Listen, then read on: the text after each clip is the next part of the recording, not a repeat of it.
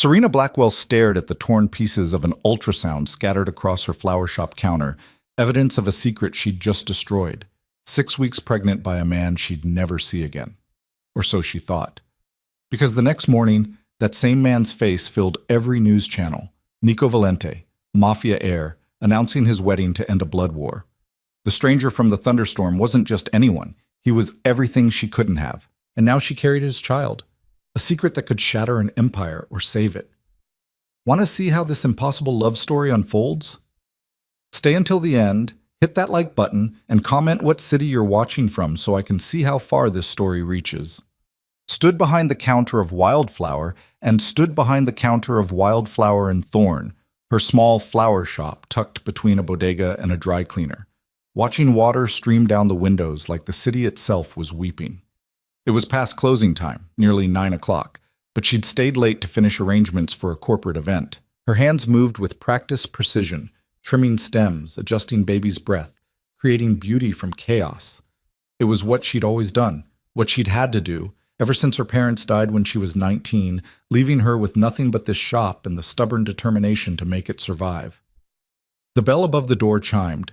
Serena looked up, ready to apologize that they were closed, and the words died in her throat. The man who stepped inside was drenched. Water dripped from his dark hair, his expensive suit clinging to broad shoulders.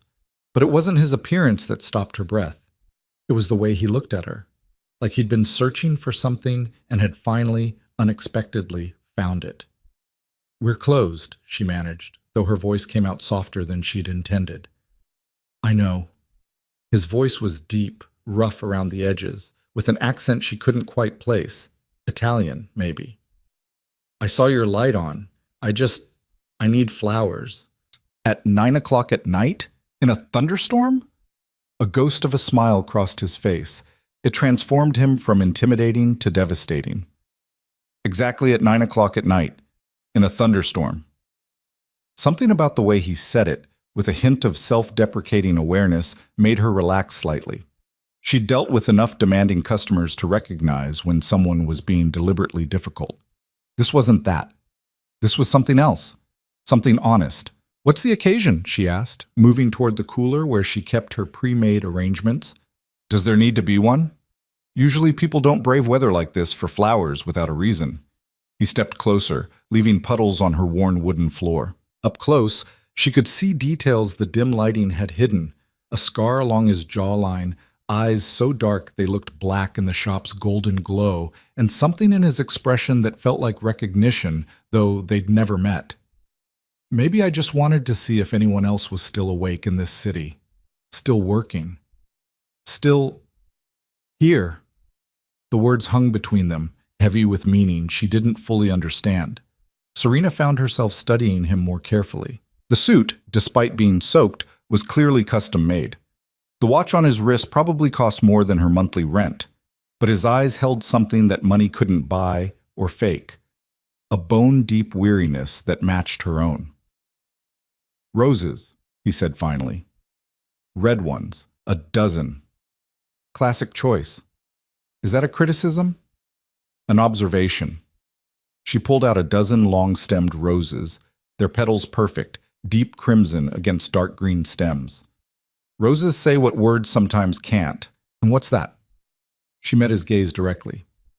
"Depends on who's giving them and why." For a long moment, he just looked at her. The rain hammered against the windows. Somewhere in the distance, thunder rumbled, and the lights flickered once, twice, then steadied. "These aren't for anyone," he said quietly. "They're for tonight, for this moment, for a stranger who's still here when the rest of the world has gone dark." Serena's hand stilled on the wrapping paper. She should have found the comment strange, maybe even concerning. Instead, it resonated with something deep inside her, the loneliness she carried like a second skin, the exhaustion of always being strong, always being alone. $15, she said, though her voice had gone soft. He pulled out his wallet, and she saw the corner of what looked like a black card, the kind that had no limit. But he handed her a 20 and shook his head when she reached for change. "Keep it. That's a 33% tip for wrapping flowers. Consider it payment for staying open when you should have gone home hours ago." She finished wrapping the roses in brown paper, tying them with twine, and handed them across the counter. Their fingers brushed, just for a second, but she felt it like an electric current. "What's your name?" he asked. She hesitated. Every instinct told her this was a moment that mattered, a crossroads where her answer would mean something more than simple politeness. "Serena." "Serena," he repeated, like he was testing how it felt in his mouth. "Thank you, Serena." "You're welcome." "Nico." He turned toward the door, roses in hand, and she thought that would be it. A strange, beautiful moment that would fade into memory. But he paused with his hand on the handle, looking back over his shoulder. "Can I ask you something?" "You just did." That almost smile again. "Do you believe in moments that change everything? Single choices that redirect your entire life?" The question was so unexpected, so raw, that Serena answered with complete honesty. "I think we tell ourselves that to make sense of chaos. But really, life is just a series of small decisions that add up. That's a lonely way to see the world." "Maybe, but it's honest." He nodded slowly, something shifting in his expression. Respect, maybe, or recognition. "Thank you for the honesty, Serena, and the roses." Then he was gone, disappearing into the storm like he'd never been there at all. Serena stood in the empty shop, staring at the puddles he'd left behind, the $20 bill still in her hand. She waited for the moment to pass, for her heartbeat to return to normal, for the strange electricity in the air to dissipate. It didn't. That night, she locked up the shop and walked home through rain that had softened to a drizzle. Her apartment was above a Korean restaurant, small and spare, but it was hers. She made tea she didn't drink and sat by the window watching the city lights blur through water-streaked glass. She thought about the man, Nico, and the way he'd looked at her, like she was the answer to a question he hadn't known he was asking. She thought about his words, moments that change everything, and she told herself to forget it. Forget him. Forget the way his voice had wrapped around her name. But 3 weeks later, when the thunderstorms returned, she found herself staying late at the shop again, waiting, hoping. He didn't come back. Life continued in its relentless pattern. Orders came in, arrangements went out. She paid her bills, kept her small business alive through sheer will and careful budgeting, and tried not to think about dark eyes and questions about fate. Until one morning, 6 weeks after that rain-soaked night, when everything changed. Serena woke feeling wrong. Not sick, exactly, but off in a way she couldn't define. By the time she'd showered and dressed, nausea hit hard enough that she barely made it to the bathroom. When it passed, she stood gripping the sink, staring at her reflection. Her period was late. 3 weeks late. The pharmacy test confirmed what her body already knew. 2 pink lines. Pregnant. Serena sat on the closed toilet lid, holding the plastic stick with shaking hands, and did the math. 6 weeks would put conception right around that night. That storm. One night. One moment of weakness when the rain finally stopped and she'd found herself walking toward a hotel bar instead of home. One stranger with kind eyes who'd bought her a drink, who'd made her laugh for the first time in months, who'd asked if she wanted to pretend, just for a few hours, that they were different people living different lives. One night when she'd said yes, she'd never even gotten his last name. The clinic appointment 3 days later confirmed everything. 6 weeks. Healthy. Due in late December. The technician printed out an ultrasound image. Barely more than a blur, a tiny spot on the screen that was somehow a life, a future, a completely impossible situation. Serena walked out of the clinic in a daze, the ultrasound photo clutched in her hand. She made it 2 blocks before she had to stop, leaning against a brick wall, trying to breathe through the panic. A baby. She was going to have a baby. Alone. Just like she did everything else. The father was a stranger from a one-night stand she'd never see again. She didn't have his number, didn't know his last name, couldn't find him even if she wanted to. And what would she say if she could? Remember that night we pretended to be different people? Well, surprise, you're going to be a father. No, this was her burden to carry, her choice to make, her life to rebuild. Again. She made it back to the shop and unlocked the door with hands that had finally stopped shaking. The space welcomed her with familiar scents, roses, eucalyptus, the rich earth smell of potting soil. She set her bag down, pulled out the ultrasound photo, and stared at it. This tiny blur would change everything, would demand everything. She'd have to figure out how to run a business while pregnant, how to afford medical care without insurance, how to prepare for a baby when she could barely afford to feed herself some months. The smart thing would be to consider all her options, to make a choice based on logic and financial reality. But as Serena looked at that grainy image, she felt something fierce and protective bloom in her chest. This baby wasn't planned. The father was gone. The future was terrifying. But this was hers. She tore the ultrasound photo into pieces, small, deliberate tears until it was confetti scattered across her counter. If she couldn't see it, maybe it wouldn't feel so overwhelmingly real. Maybe she could pretend just a little longer that her life wasn't about to implode. The bell above the door chimed. "Sorry, we're—" Serena looked up and froze. A woman in her 50s stood in the doorway, elegant in the way that spoke of old money and older secrets. Her hair was steel gray, perfectly styled, and her eyes were sharp as they took in every detail of the shop. "Serena Blackwell?" "Yes?" "My name is Maria Russo. I'm here to discuss the wedding flowers for my daughter's ceremony. The event is in 2 days, and our previous florist had a family emergency. We were told you're the best in the city for last-minute arrangements." Serena's mind raced. A wedding in 2 days was nearly impossible, especially one that clearly came from money. But the income would cover her rent for 3 months, maybe 4 if she was careful. "I can certainly try. What did you have in mind?" Maria stepped forward, pulling out a folder thick with photos and notes. As she spread them across the counter, directly over the torn pieces of ultrasound photo, Serena's brain cataloged details with professional precision. White roses, lots of them. Orchids for the bridal bouquet, minimalist arrangements for the tables. Everything crisp, elegant, expensive. "This is beautiful," Serena said honestly. "But may I ask, why come to a small shop like mine for something this elaborate? You could have any florist in the city." Maria's eyes met hers, and something flickered in their depths. Assessment, maybe, or warning. "Because this wedding needs to be perfect. It's not just a marriage, it's a merger. 2 families coming together to end decades of disagreement. My daughter Isabella is marrying Nico Valente. Perhaps you've heard of the family?" The name hit Serena like a physical blow. Nico Valente. The stranger from the storm. The man with roses and questions about moments that change everything. The father of the child growing inside her was getting married in 2 days. "Miss Blackwell?" Maria's voice cut through the roaring in Serena's ears. "Are you all right? You've gone quite pale." "I'm fine." The lie came automatically. "Just surprised by the timeline. You said the wedding is in 2 days?" "Saturday evening, St. Patrick's Cathedral. 800 guests. The mayor will attend. It's been planned for months, but our florist was in a car accident yesterday." Maria's expression softened slightly. "I know it's an enormous ask, but money is no object, and I'm told you're a miracle worker when it comes to flowers." Serena looked down at the spread of photos, her mind spinning. Somewhere in that folder was probably a picture of the bride, of Nico standing beside her, smiling, playing his role in this merger masquerading as marriage. She thought about this man who'd come to her shop in the rain, who'd bought roses for a moment, for a stranger, who'd asked about fate and choices. Had he known then?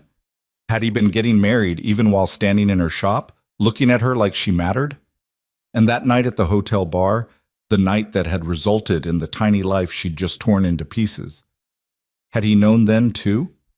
Had she been nothing more than a last taste of freedom before he chained himself to duty and dynasty? "I'll do it," Serena heard herself say. Maria's relief was palpable. "Wonderful, truly wonderful. Here's my card. Call me this evening with a quote. Whatever you need, we'll provide. This wedding must be perfect."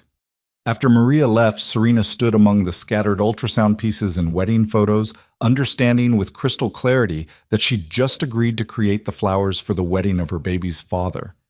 A wedding he was entering to end a blood war. A wedding she had no right to disrupt. She gathered the torn ultrasound photo and threw it in the trash. Then she spread out Maria's notes and got to work. Because this was what she did. She created beauty from chaos, order from broken pieces. And she survived. Always survived. The next 36 hours passed in a blur of stems and wire, ribbon, and prayer. Serena worked through the night, transforming her small shop into an assembly line of wedding flowers. White roses arrived by the hundreds.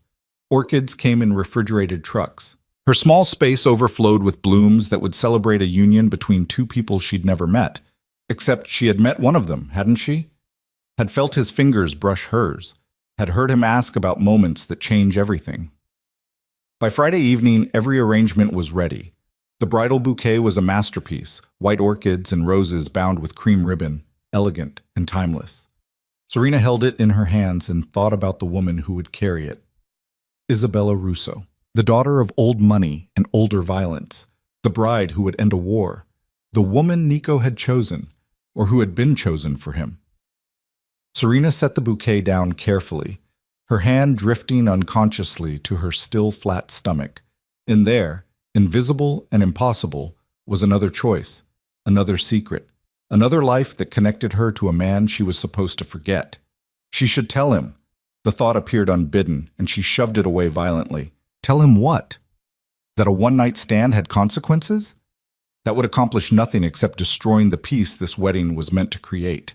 She would be the chaos that undid years of negotiation, the scandal that reignited war. No, she would finish the job, take her payment, and disappear into her quiet life. The baby would be hers alone. Some secrets were kindnesses. Saturday morning arrived cold and gray. Serena loaded the flowers into a rented van and drove to St. Patrick's Cathedral, where an army of wedding planners descended like locusts, directing traffic with military precision. She carried arrangement after arrangement into the massive stone church, placing centerpieces along pews, flanking the altar with towers of white roses, creating an atmosphere of pristine, controlled beauty. She was adjusting the final arrangement when she heard it. His voice. "No, I understand. Yes, everything is prepared." Serena's hands froze on the flowers. She turned slowly, and there he was, 50 feet away, surrounded by men in expensive suits talking on his phone. Nico Valente, the stranger from the storm. Except he wasn't a stranger anymore. He was the heir she'd read about in the papers. The man whose wedding would be tomorrow's headline. The father of her child. He looked different in daylight, harder somehow, the weariness she'd glimpsed replaced by something more dangerous. This was a man who commanded rooms, who made decisions that affected hundreds of lives, who carried the weight of family legacy on his shoulders. This was not a man who bought roses in thunderstorms. As if sensing her gaze, Nico looked up. Their eyes met across the cathedral's vast space, and the world stopped. Recognition hit his face like lightning. Serena saw the moment he placed her, the flower shop, the rain, the roses. She watched understanding transform into confusion, then something that might have been hope before his expression shuddered completely. He said something to the men around him and started walking toward her. Serena's heart hammered against her ribs. She couldn't do this. Couldn't stand here and pretend everything was normal while her entire life was a lie constructed around the secret growing inside her. She grabbed her bag and headed for the side door, moving fast but not running. Never running. That would draw attention. Serena. Her name and his voice stopped her. She turned and he was there, closer than she'd expected, close enough that she could smell his cologne, different from that rainy night, more expensive, more controlled. "I didn't know you'd be here," he said quietly. "Last-minute florist. Your future mother-in-law hired me." Something flickered across his face at the words future mother-in-law, but his voice remained steady. "The flowers are beautiful." "They should be. They cost enough." A ghost of that almost smile. "Still honest, I wondered if I'd imagined that. You should get back to your wedding preparations." "Serena, congratulations, by the way." The words came out sharper than she'd intended. "I hope you'll be very happy." She turned to leave again, and his hand caught her wrist, gentle but firm. "Wait, please. There's nothing to wait for. You're getting married tomorrow. I'm just the florist." "You're not just anything." His voice dropped lower, intense in a way that made her breath catch. "That night was a mistake." She pulled her hand free. "For both of us. Let it go." "I haven't been able to." The honesty in his voice nearly broke her. Serena forced herself to meet his eyes, to see the truth there. He'd thought about her too. Remembered, regretted. But regret changed nothing. Your bride is probably looking for you, she said softly, and I have a business to run. This time when she walked away, he didn't follow. Serena made it to the van before the tears came.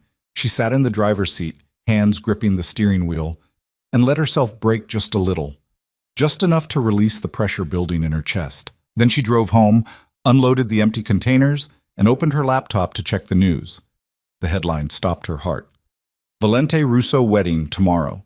Historic union to end decades of violence. Below it, a photo of Nico in a tuxedo standing beside a beautiful woman with dark hair and darker eyes. Isabella Russo, his bride, his future. Serena slammed the laptop closed and walked to the bathroom. The trash can still held the torn pieces of ultrasound photo. She knelt and carefully gathered every scrap, laying them out on the floor like a puzzle. Slowly, painstakingly, she fit them back together. There, that tiny blur, that impossible secret, that choice she'd made when she decided to tear it apart, to hide, to protect, to carry this alone. The smart thing would be to throw it away again, to let Nico have his wedding, his peace, his dynasty, to raise this baby in quiet anonymity. But as Serena stared at the reconstructed image, she thought about what he'd asked her that rainy night. Do you believe in moments that change everything? She'd said no. Said life was just small decisions adding up. She'd been wrong. Some moments did change everything, and this tiny blur of life, was one of them. Serena carefully tucked the ultrasound pieces into an envelope and placed it in her bag. Then she went to her closet and pulled out the one dress nice enough for a cathedral wedding. Tomorrow, Nico Valente would marry Isabella Russo in front of 800 guests and end a blood war, unless she stopped it. The thought terrified and electrified her in equal measure. She had no plan, no strategy, no idea what she'd even say. She just knew that she'd spent her entire adult life being silent, being strong, being alone. And she was done. This baby deserved a father who knew it existed. Nico deserved to make an informed choice. And she deserved, finally, to stop protecting everyone else at the cost of her own truth. Serena set her alarm for early morning and tried to sleep. She failed. Sunday morning arrived with unexpected sunshine, as if the world itself was celebrating the union. Serena dressed carefully. The simple navy dress, modest heels, her hair pulled back. She looked like exactly what she was, a woman who didn't belong in this world of power and politics. But she went anyway. The cathedral was already filling when she arrived. She slipped into a pew near the back, anonymous among hundreds of guests, and watched the ritual unfold. The priest taking his position, the groomsmen filing in, the bridesmaids in pale pink, and then Nico, walking down the aisle with his father, an older man who radiated danger the way some men radiated warmth. Serena's hand drifted to her stomach. That man was this baby's grandfather. The thought was surreal. The music swelled. Everyone stood. Isabella appeared at the cathedral entrance, a vision in white lace and pearls, her father beside her. This was it. The moment. The point of no return. Serena stood, her heart thundering, and opened her mouth to... She didn't know. Didn't have words prepared. Didn't have anything except truth and terror in equal measure. But before she could speak, before she could shatter the careful peace, something happened. Nico turned. His eyes swept the crowd, searching, desperate, and found her. And in that moment, Serena understood. He already knew. Somehow, impossible as it seemed, he knew. Their eyes held across the crowded cathedral, and in his gaze she saw everything: recognition, desperation, and a question he couldn't ask aloud. The music reached its crescendo. Isabella took another step, and Serena made her choice. She shook her head.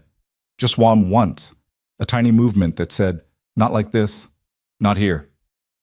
Relief and anguish crossed Nico's face in equal measure.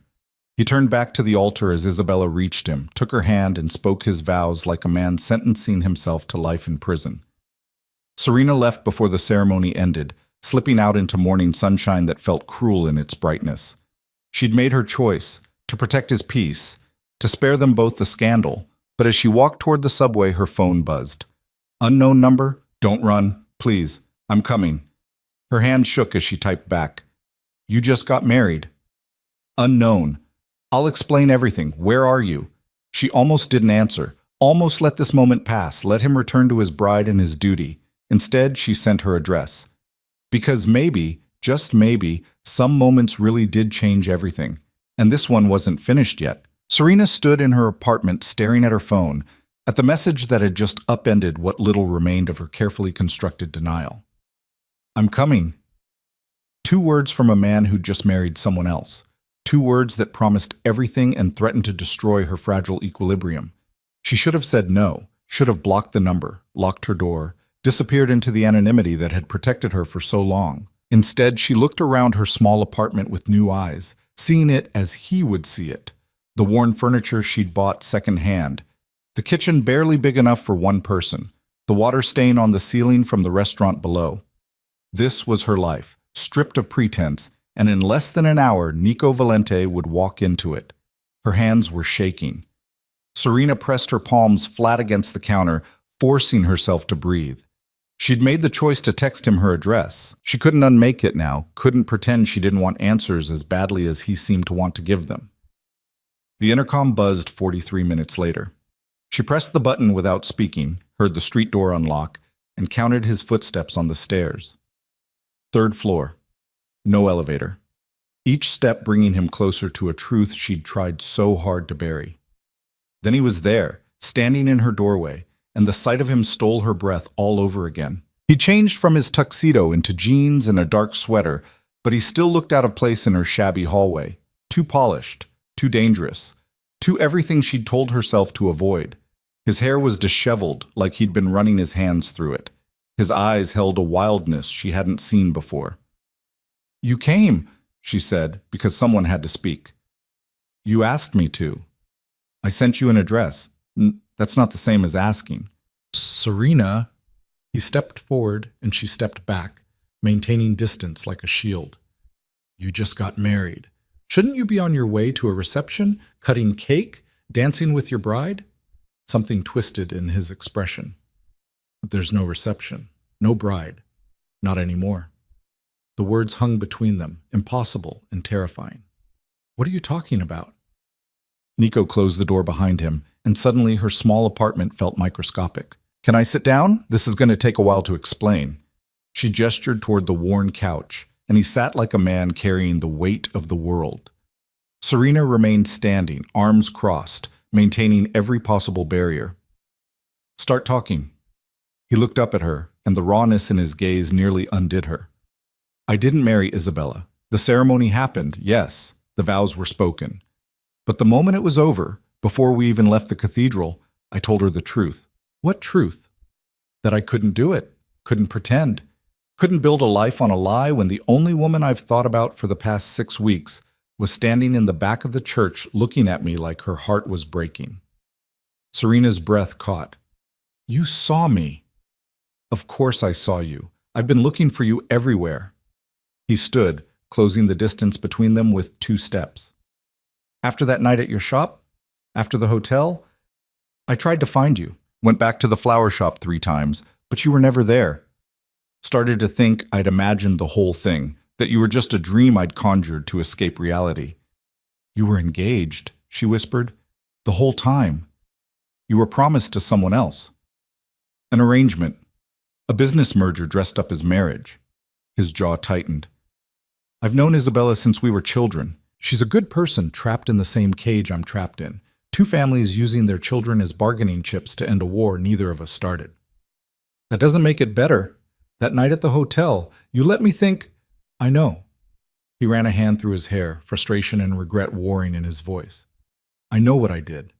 That night, I was supposed to be at a family dinner finalizing wedding details. Instead, I walked into a bar and saw you sitting there alone, and for the first time in months, I felt like I could breathe." "So you lied."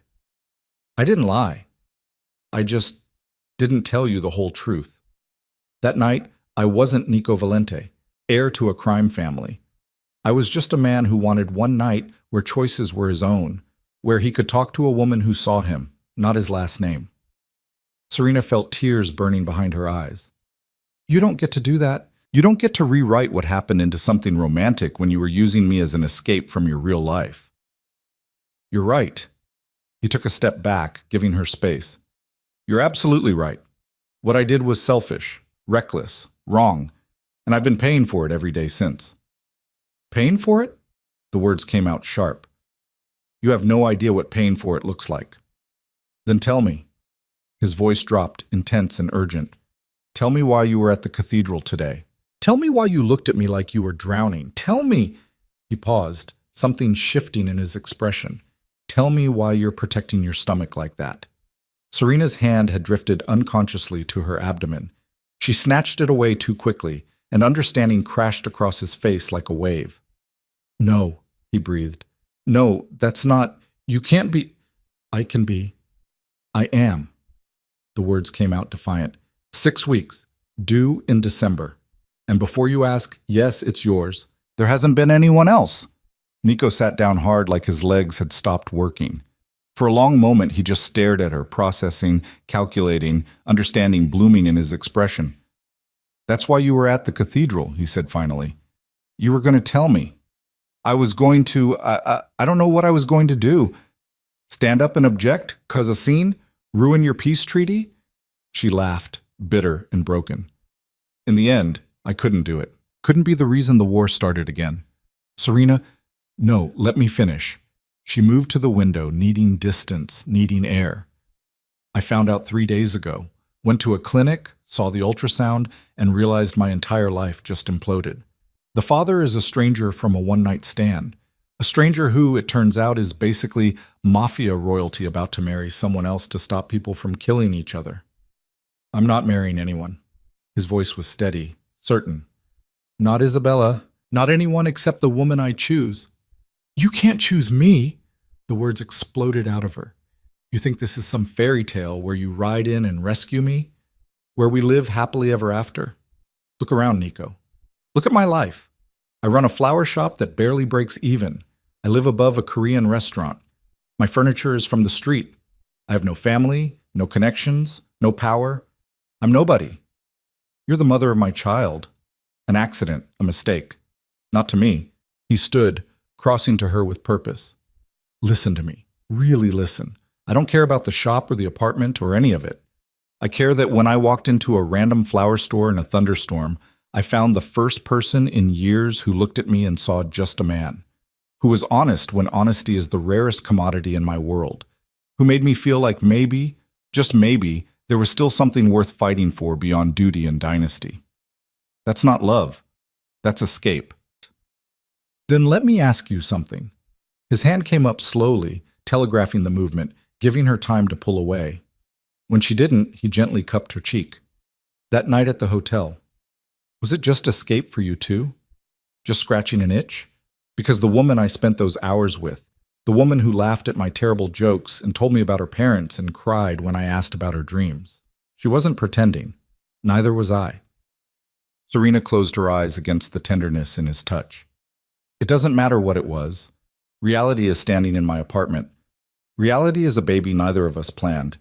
Reality is two families who are probably ready to kill each other because you walked away from a wedding. Let them. Her eyes snapped open. What? Let them be angry. Let them rage. I'm done sacrificing my life for peace bought with lies. His thumb traced her cheekbone. I told Isabella the truth in the sacristy while our families waited for us to emerge as husband and wife. Told her I'd met someone, that there might be a child, that I couldn't promise my life to her when my heart was somewhere else. What did she say? A ghost of a smile crossed his face. She said, "Thank God." Turns out she's been in love with her father's head of security for 3 years. We stood there in our wedding clothes and laughed until we cried. This isn't funny, Nico. This is a disaster. This is a chance. His other hand came up to frame her face. A chance to choose differently. To build something real instead of living a scripted life. But I need to know, do you want this baby? The question cut through all her defenses. Yes. Do you want me involved? She faltered. I don't know how that works. I don't know what you're offering. Everything. The word was simple, absolute. I'm offering everything. My name, my protection, my presence. I want to be there for doctor's appointments and midnight cravings, and the first time we hear the heartbeat. I want to be a father, Serena, not a checkbook or a distant benefactor, a real father. You don't have to do this. I won't ask anything from you. Won't tell anyone. I'm not doing this out of obligation. His voice turned fierce. I'm doing this because 6 weeks ago, I walked into a flower shop and found the first honest thing in my life. Because that night at the hotel, I felt like myself for the first time in years. Because when I saw you at the cathedral today, every carefully constructed plan I'd made turned to ash. This baby is a surprise, yes. But you're not. Tears spilled down her cheeks. This is insane. We barely know each other. Then let's fix that. He didn't let go, didn't step back. Let me take you to dinner. Let me ask you questions and answer yours. Let me prove that this isn't just escape or obligation or temporary madness. Your family will adjust. They always do. The Russos are not my concern anymore. Isabella and I agreed to work together to smooth things over. She'll tell her father the truth, that she doesn't want the marriage either. United front. And if they don't accept it, if the war starts again? His expression hardened. Then I'll handle it. But I won't sacrifice you or our child for peace built on misery. That's not peace. That's just slower death. Serena pulled away from his hands, needing space to think. She walked to the kitchen, put the kettle on. Automatic, mindless. Nico followed but kept his distance, leaning against the counter, watching her with an intensity that made her skin tingle. I tore up the ultrasound, she said finally, the day I found out. I was so scared and angry and overwhelmed that I ripped it into pieces and threw it away. That's understandable. Then I put it back together, piece by piece, like a puzzle, because even though I was terrified, even though this is the worst possible timing, I wanted it. Wanted this baby. She turned to face him. But I never imagined you'd be part of the picture. I was preparing to do this alone. You don't have to. But what are you actually offering, Nico? Really? Because you can say everything all you want, but what does that mean in practice? You move in here? I move into wherever you live? We pretend we're a couple for the sake of the baby? I'm offering to figure it out together. He moved closer, careful, deliberate. I don't have all the answers. I don't know how to blend your world in mine, but I know I want to try. The kettle whistled. Serena poured hot water over tea bags, her hand steadier now. She handed him a mug and cradled her own, letting the warmth ground her. Tell me about your life, she said. The real one, not the version you showed me at the hotel. Nico nodded, accepting the shift. I'm the only son of Antonio Valente. My mother died when I was 12, cancer. My father runs what the media politely calls import-export businesses. The reality is messier. We control shipping, labor unions, construction contracts. Some of it's legitimate. Most isn't. So you're actually in the Mafia. We don't use that word, but yes, essentially. He took a sip of tea. I've been groomed my entire life to take over when my father steps down. Every decision, every relationship, every moment calibrated toward that goal. The marriage to Isabella was supposed to cement an alliance that would end territorial disputes and create a united front. And now? Now I've blown that up spectacularly. He smiled without humor. My father is probably planning my funeral as we speak. That's not funny. It's a little funny, in a dark, existential way. He set down his mug. But here's the thing. I've spent 28 years doing what was expected, following the script, being the perfect heir, and I've been miserable every single day. Most people are miserable in their jobs. They don't blow up peace treaties about it. Most people's jobs don't require them to marry strangers and pretend to love them for 50 years. Serena couldn't argue with that. She moved to the couch, suddenly exhausted, and Nico followed, sitting on the other end, close but not crowding. What happens now? She asked. Honestly, I don't know. My father will demand a meeting. The Russos will want answers. Isabella and I will have to present a unified story that doesn't make either family look weak. It's going to be ugly for a while. And me? The baby? Protected. The word was steel. Whatever happens, whatever fallout comes, you stay safe. That's non-negotiable. You can't promise that. Watch me. His hand found hers on the couch between them, threading their fingers together. I need you to understand something, Serena. In my world, family is everything. Blood is sacred. This baby, our baby, is my blood, which means there's nothing I won't do to keep you both safe. Even start a war? Even that, but I'm hoping it won't come to it. They sat in silence for a moment, hands linked, the weight of impossible choices settling around them like snow. I need time, Serena said finally. This is all happening so fast. This morning I woke up planning to keep this secret forever. Now you're here, talking about protection and involvement and blowing up your entire life. I need time to process. How much time? I don't know. Days? Weeks? However long it takes for my brain to catch up with reality. Nico nodded slowly. Okay, but I have conditions. You don't get to set conditions. 2 conditions, he pressed on. First, you let me give you a number to call if anything happens. Anything at all. Strange people watching the shop, feeling unsafe, medical emergency, anything. You call and help comes immediately. That's paranoid. That's my world. And like it or not, you're connected to it now. His expression softened. Please, for my sanity if nothing else. Serena considered, then nodded. Fine. What's the second condition? Let me come to your next doctor's appointment. The request was so simple, so earnest, that it cracked something in her chest. You want to come to a prenatal appointment? I want to hear the heartbeat, see the ultrasound, be there. His thumb traced circles on her hand. I missed the first 6 weeks. I don't want to miss anything else. It's just a checkup. Very routine, boring even. I don't care, I want to be there.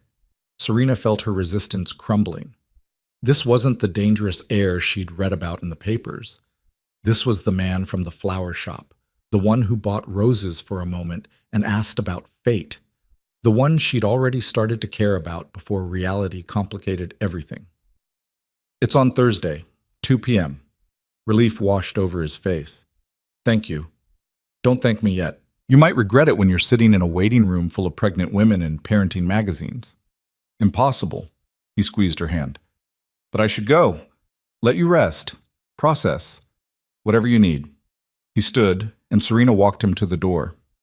In the threshold, he paused, turning back to her. Can I ask you something?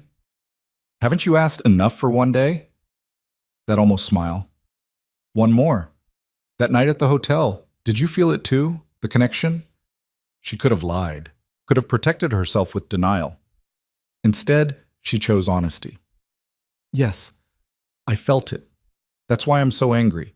Because it was real for me and I thought it couldn't possibly be real for you. It was real, he said quietly. The realest thing in my life. Everything else is just noise. Then he was gone, footsteps echoing down the stairs, leaving her alone with thoughts that wouldn't stop spinning. Serena closed the door and leaned against it, one hand pressed to her stomach, where a tiny life was growing, a life that connected her irrevocably to a man she barely knew but couldn't seem to forget. Her phone buzzed. A new contact added, Nico, emergency only. She should have deleted it, should have maintained boundaries. Instead, she saved it and tried to imagine a world where this impossible situation somehow worked out. The next 3 days were surreal. Serena ran her shop, filled orders, smiled at customers, and pretended her life wasn't imploding. The wedding that wasn't became tabloid fodder. Valente-Russo alliance crumbles. Mystery woman cited as cause. She avoided the news, avoided social media, avoided everything except the simple rhythm of stems and soil. Nico texted once a day.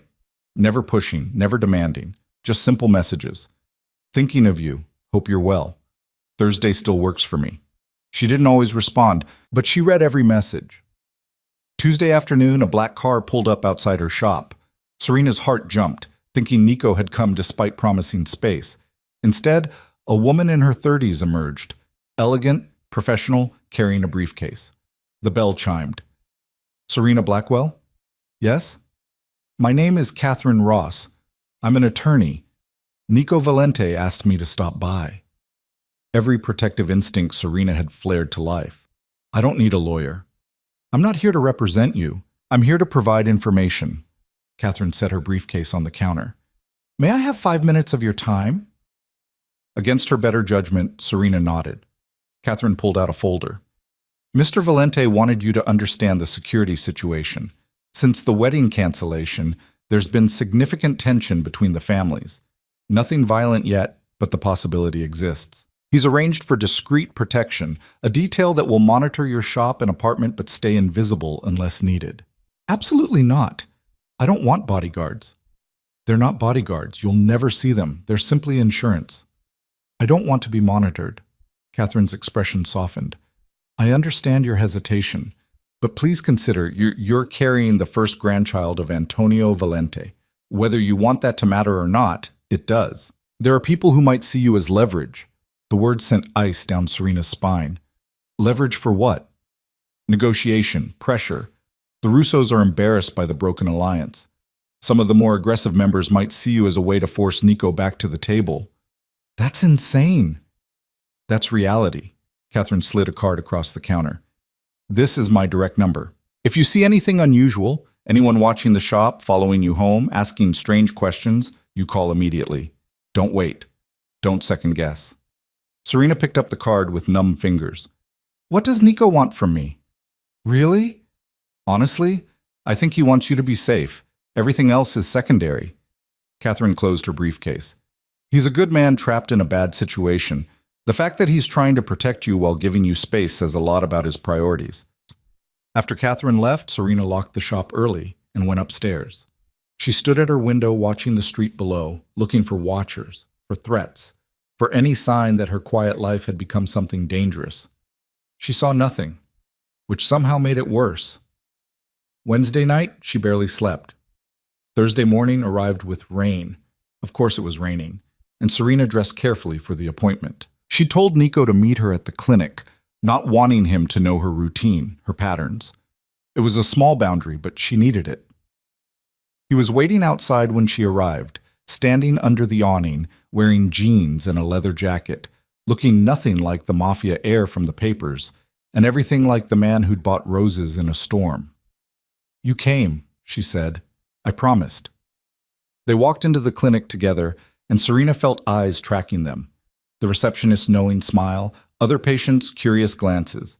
She filled out paperwork while Nico sat beside her, radiating protective energy that made the small waiting room feel even smaller. Ms. Blackwell? A nurse appeared in the doorway. We're ready for you. Serena stood, and Nico followed. In the examination room, the nurse took her blood pressure, asked routine questions, and left them alone to wait for the doctor. Nervous? Nico asked. Terrified. You? Same. You don't have to do the whole thing. If it's too medical, too weird. I want to be here. He reached for her hand. All of it. Whatever you're comfortable with me seeing. The doctor arrived, Dr. Sarah Chen, warm and efficient. She smiled at them both. So, 8 weeks along now? Yes, Serena confirmed. And this is? The father, Nico said before Serena could answer. Nico. Dr. Chen nodded like this was completely normal. Wonderful to have you both here. Let's take a look, shall we? The ultrasound machine hummed to life. Gel on Serena's stomach, cold and clinical, the wand pressing, searching, static on the screen. Then a flutter, a pulse, a tiny bean-shaped shadow. There's your baby, Dr. Chen said, adjusting the image. And there's the heartbeat. The sound filled the room, rapid, strong, undeniable. Proof of life, of connection, of everything changing. Serena felt tears streaming down her face before she realized she was crying. Beside her, Nico had gone absolutely still, his hand crushing hers, his eyes locked on the screen with an expression of pure wonder. That's... His voice cracked. That's our baby. Measuring right on track, Dr. Chen continued, taking measurements, pointing out tiny features. Everything looks healthy. Due date, December 20th. You're doing great, Mama. The appointment continued. Questions answered, prescriptions written, next visit scheduled. Serena barely heard any of it. She was locked in the moment, in the sound of that heartbeat, in the reality that this wasn't abstract anymore. This was a life, their child. When they left the clinic, the rain had stopped. They stood on the sidewalk, neither quite ready to separate. Thank you, Nico said finally, for letting me be there. You heard it, right? The heartbeat? I'll never forget it. He looked at her with something that might have been love or might have been hope. Serena, I know you need time. I know this is complicated. But after hearing that, after seeing our baby, I need you to know I'm all in. Whatever it takes, whatever you need, I'm here. She believed him. Against all logic, against all her protective instincts, she believed him. Walk me back to the shop, she asked. They walked through post-rain streets, not touching but close enough that their shoulders occasionally brushed. Nico told her about his conversation with his father, about Isabella's surprising support, about the delicate negotiations happening behind closed doors. Serena told him about the lawyer's visit, about her fear, about lying awake at night imagining worst-case scenarios. I won't let anything happen to you, he said. Either of you. You keep saying that, but you can't control everything. Watch me try. They reached the flower shop and Serena unlocked the door. In the threshold, she turned back. Same time next month? For the next appointment? I'll be there. Nico, she hesitated. I'm starting to believe you, that you want this, want us, and that terrifies me more than anything. Why? Because wanting something this much means I can lose it. And I've lost enough. He stepped closer, close enough that she could feel his warmth. Then we'll be terrified together, and we'll figure it out, one day at a time. He left, and Serena closed the shop behind him, leaning against the door with her hand pressed over her heart, where hope and fear were waging war. One day at a time. Maybe that was all anyone could promise. The pattern established itself over the next 6 weeks, with a rhythm that felt almost normal. Nico showed up every evening at closing time, never asking permission, never making assumptions. He simply appeared, carrying coffee, helping sweep floors, moving heavy soil bags, existing in her space without demanding more than she could give. At first, Serena tried to maintain distance. She'd hand him tasks without conversation, treat him like hired help, build walls with silence. But Nico was patient in a way that wore down her defenses more effectively than any grand gesture could have. You don't have to do this, she said one evening in late May, watching him organize her storage room with methodical precision. Do what? Pretend to care about flower shop inventory. He looked up from a box of ribbon spools, something amused flickering in his eyes. Who says I'm pretending? Did you know you have 4 different shades of cream ribbon? That seems excessive. They're all different. That's ivory, that's eggshell, that's champagne. They're all white. They're not white. White is white. These are... She stopped, catching the smile he was trying to hide. You're messing with me. Maybe a little. He set down the ribbons and moved closer. But I genuinely want to understand your work. What makes you choose one shade over another? Why you spend 3 hours on a single arrangement? What you see in flowers that other people miss? Serena felt something loosen in her chest. Most people think flowers are just decoration, pretty but meaningless. And you don't? Flowers are promises. Every bloom says something. Love, apology, celebration, grief. People come to me at their most vulnerable moments and trust me to speak for them when they can't find words. She touched a bucket of white roses. These aren't just flowers. They're proposals and funerals and every important moment in between. Nico was quiet for a moment, studying her with an intensity that made her skin warm. That's beautiful, the way you see it. It's just my job. No. He shook his head. It's your calling. There's a difference. Before she could respond, her phone rang. Dr. Chen's office confirming her next appointment. When she hung up, Nico was watching her expectantly. Everything okay? Fine, just scheduling the 12-week ultrasound. When? Next Tuesday. But you don't have to... I'll be there. It wasn't a question. Serena nodded, accepting what had become inevitable. He would be there. He would keep showing up. And slowly, terrifyingly, she was starting to want him to. That night, after Nico left, she stood in her apartment looking at the small changes his presence had created. A better lock on her door, installed without fanfare. Groceries in her fridge, delivered by a service he'd arranged. A new prenatal vitamin prescription, filled and waiting on her counter. He never asked credit for these things, never made her feel indebted. He simply saw needs and filled them with the quiet efficiency of someone who'd spent his life solving problems.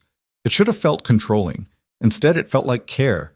The thought scared her more than she wanted to admit. Tuesday's appointment revealed a baby that looked more human than bean-shaped, with tiny limbs and a profile that made Serena's breath catch. Nico stared at the ultrasound screen like it held the secrets of the universe, his hand gripping hers so tightly she lost feeling in her fingers. "Can you tell the gender yet?" he asked Dr. Chen. "Not quite. Another month or so. Do you want to know when we can tell?" Nico looked at Serena. "Do we?" The casual "we" should have annoyed her. Instead, it felt right, like they were building something together, one small decision at a time. "Yes," she said. "I want to know." They left the clinic with another grainy photo and a scheduled appointment for 16 weeks. On the sidewalk, Nico stopped walking. "What?" Serena asked. "I want to show you something. Will you come with me?" Every instinct told her to say no, to maintain boundaries, to keep their relationship confined to flower shops and medical appointments. But curiosity won. "Where?" "Somewhere I think you'll like. Trust me?" She shouldn't. She barely knew him beyond these careful weeks of closing time visits and doctor's appointments. But when she looked into his eyes, she saw the same vulnerability she felt, the same desperate hope that this impossible situation might somehow work. "Okay." He led her to a car, not the black SUV she'd expected, but a simple sedan. They drove through Manhattan streets, heading uptown, until he pulled up in front of a brownstone in the East 70s. "What is this?" "Come see." The building was beautiful in an understated way. Old brick, iron railings, window boxes that currently held nothing but soil. Nico unlocked the front door and led her inside to a space that took her breath away. Hardwood floors, high ceilings, windows that flooded the rooms with afternoon light.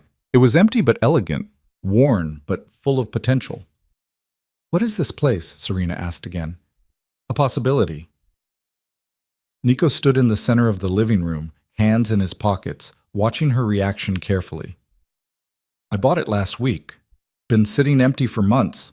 Previous owner was an elderly woman who left it to her niece who lives in California and wanted to sell." "You bought a brownstone." "I bought a home." He moved to the windows overlooking a small backyard. 3 bedrooms upstairs, office on the 3rd floor, kitchen that needs updating, backyard that could use someone who actually knows about plants. Serena's heart was pounding. "Why are you showing me this?"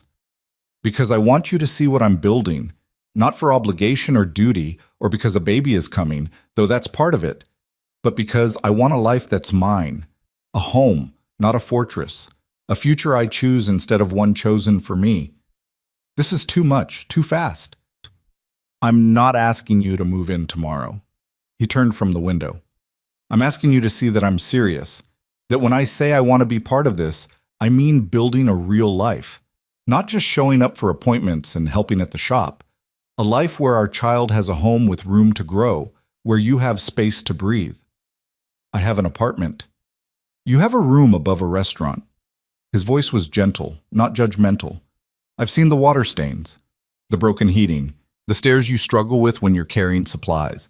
This isn't about money or showing off. It's about giving you options." Serena walked through the empty rooms, touching walls, imagining a nursery with morning light, a real kitchen, space for more than just survival. "I can't accept this," she said finally. "I'm not offering it to you. I'm offering to share it. There's a difference." "Your family, they know about this place?"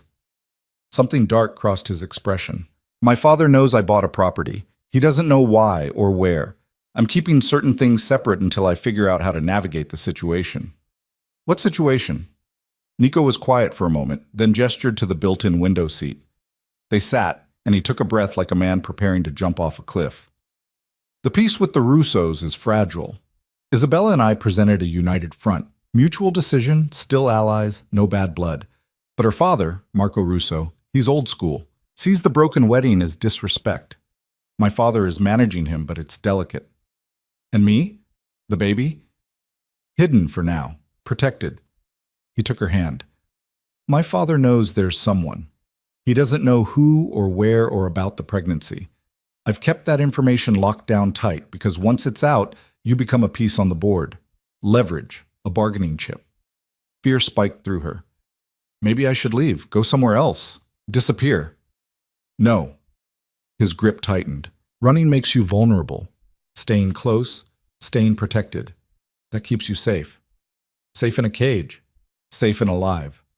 The fierceness in his voice startled her. I know you value independence. I know this feels like control. But please, Serena, trust me on this. The invisible protection, the security measures, they're necessary. I hate this. I hate that my baby is already part of some power game. I know, I hate it too. He pulled her closer, and she let him, needing the comfort even as she resented needing it. But I'm working on a solution, a way to restructure things so the family business becomes legitimate, so our child inherits choices, not obligations. That's impossible. You can't just make a crime family legitimate. Not overnight, but over years, with the right strategy, it's possible. His hand moved to her barely there bump. I want our son or daughter to have the childhood I didn't, to choose their own path. That's worth fighting for. Serena covered his hand with hers. You keep saying these things like they're simple, like wanting something makes it possible. Maybe I'm naive, but I'd rather be naive and fighting than cynical and resigned. They sat in the empty brownstone as afternoon light shifted across hardwood floors, two people trying to build something real from accidental connection and stubborn hope. The weeks blurred together. June arrived with summer heat that made Serena's small apartment unbearable. Nico started bringing portable fans, then a window AC unit, installing it himself despite her protests. She stopped protesting after the first night of actual sleep she'd had in weeks. The baby grew. Her body changed in ways that felt alien and miraculous. Nico noticed everything, brought her ginger tea for morning sickness, figured out which foods made her nauseous, learned to recognize when she needed space versus when she needed company. You're getting too good at this, she said one evening, accepting the exact sandwich she'd been craving without having to ask. Is that a complaint? An observation. You're either psychic or I'm becoming predictable. Or maybe I'm just paying attention. He sat beside her on the shop's back step, where they'd started taking evening breaks. You rub your left temple when you're tired. Touch your stomach when you're worried. Get quiet when you're overwhelmed. I'm just learning your language. That's terrifying. Why? Because it means you see me, really see me. I'm not used to that. Get used to it. He bumped her shoulder with his. You're stuck with me now. The casual intimacy should have felt presumptuous. Instead, it felt like coming home. July brought the 16-week appointment and news that made Nico's entire face transform with joy. A boy, Dr. Chen confirmed, pointing to the ultrasound screen. Very clear. Congratulations.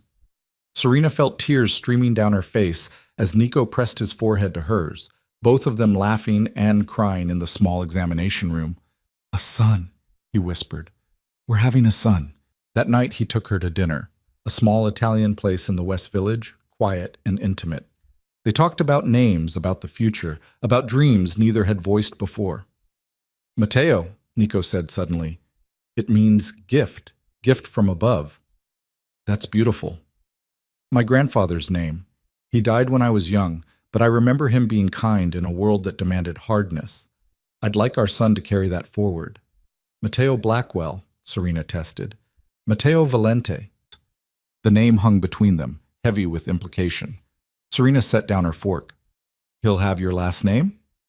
If you'll allow it. I want him to have my protection, my name, my legacy. The good parts, anyway.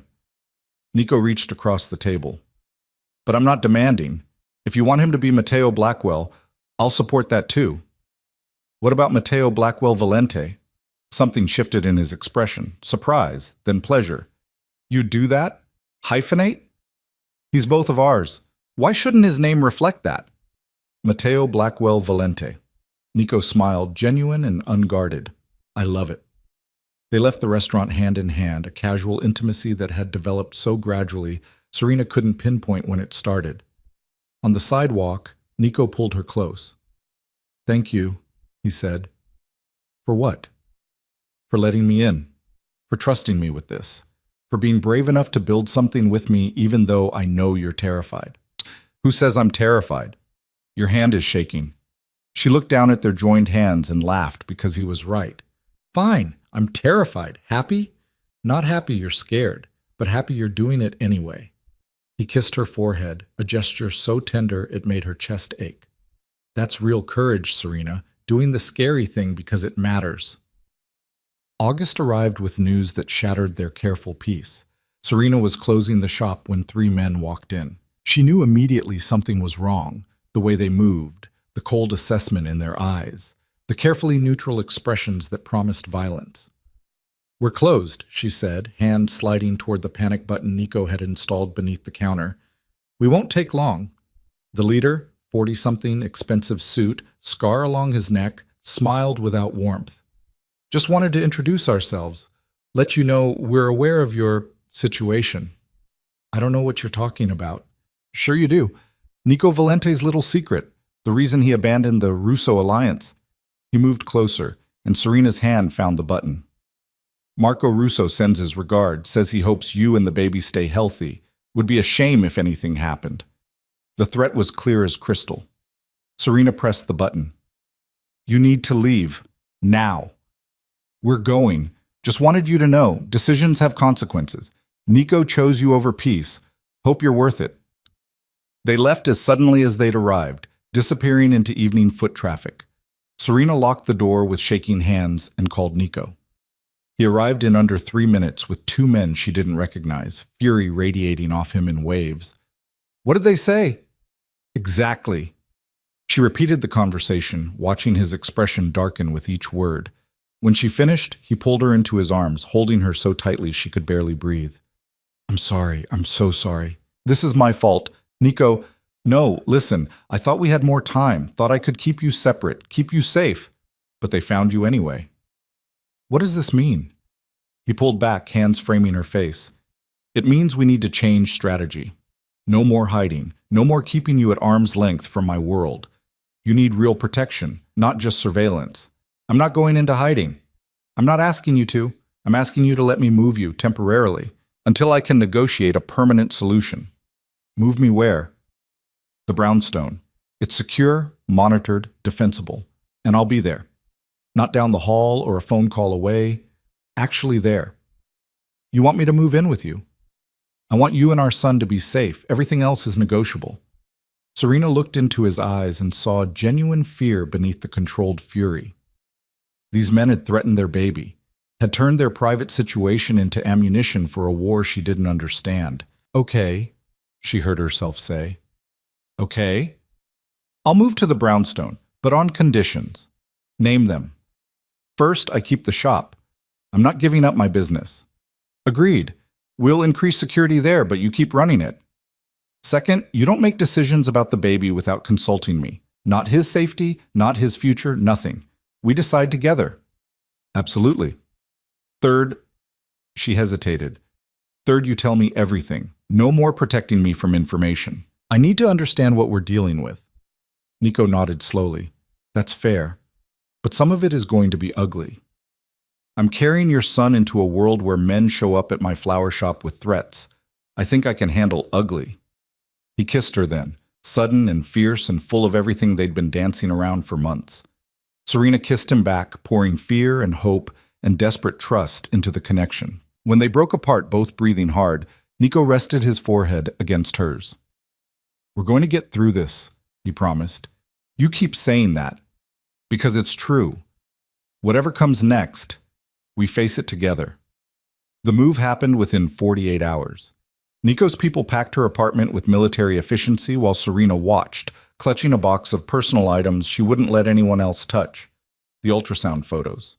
Her parents' wedding album. The roses Nico had bought that first rainy night, dried and pressed. The brownstone welcomed her with furniture that had appeared as if by magic.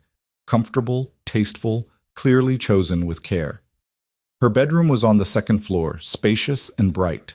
Next to it, a nursery already in progress, painted soft gray with white trim. "You did this?" she asked, touching the walls. "Had help, but I chose the colors." Nico stood in the doorway, uncertain in a way she'd never seen him.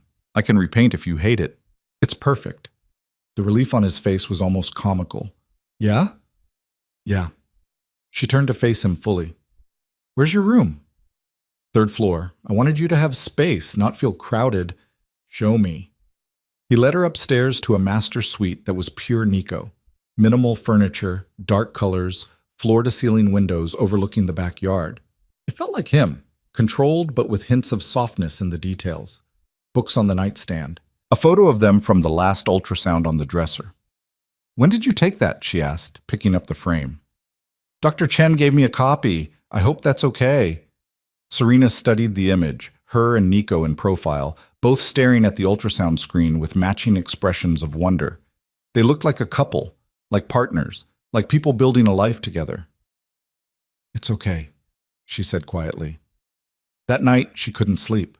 The brownstone was too quiet, too big, too different from her cramped apartment. At 2 a.m., she gave up and went downstairs to the kitchen. Nico was already there, drinking whiskey at the counter. "Can't sleep either?" she asked. "Thinking too much." He poured her water without asking. "You okay? Need anything?" "Just company, maybe." They sat in comfortable silence, the kind they'd developed over months of closing time conversations. Eventually, Nico spoke. "I need to tell you about my father, about what's coming." Serena set down her water. "I'm listening." "Antonio Valente is a hard man, fair in his way but ruthless when necessary. He built the family business from nothing, protected it through wars and betrayals, and he expects absolute loyalty from his sons." "Sons plural?" "I have a younger half-brother, different mother. We're not close."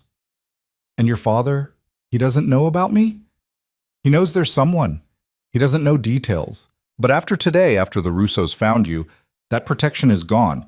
He'll investigate. He'll find out everything." "What happens then?" Nico's jaw tightened.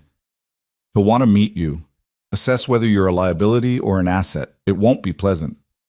"Should I be scared?" "You should be prepared. My father respects strength. If you show fear, he'll use it. If you show spine, he'll respect you." "Maybe." "That's not very reassuring." "I know." He took her hand. "But I'll be there. And whatever he says, whatever he demands, remember, you're not alone in this. We face him together." The meeting came sooner than expected. 2 days later, a car arrived to take them to Antonio Valente's estate in Westchester. Serena dressed carefully, simple black dress, minimal jewelry, hair pulled back. She wanted to look composed, strong, unintimidatable. The estate was massive, gates, guards, a mansion that spoke of generations of accumulated power. Nico held her hand as they walked inside, his grip the only sign of tension. Antonio Valente waited in a study that looked like it belonged in a castle. He was in his 60s, silver-haired, with eyes exactly like Nico's, and a presence that filled the room like smoke.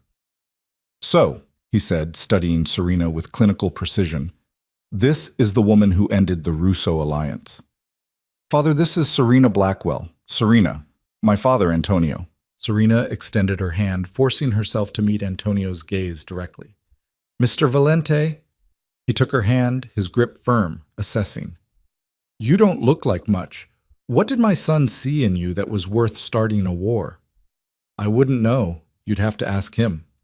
Something flickered in Antonio's eyes, surprise maybe, or approval. "Sit, both of you."